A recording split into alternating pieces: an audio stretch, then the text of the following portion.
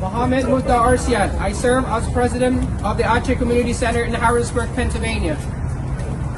We stand here today not for the political, but for humanitarian.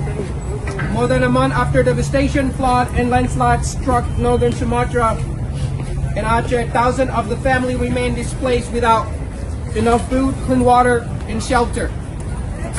These are mother, children, elderly, father, who deserve dignity and protection. Declare national emergency is not a political statement. It is a humanitarian necessity.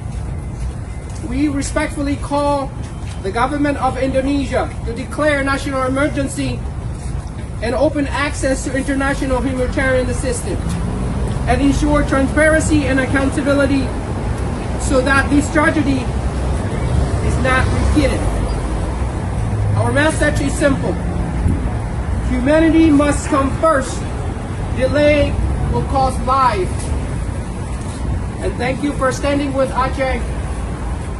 And thank you very much. Wassalamualaikum warahmatullahi wabarakatuh. We're asking Prabowo, we're asking the Indonesian government to recognize the 5-6 million Acehese people in Aceh who are suffering as people, as their citizens who deserve help.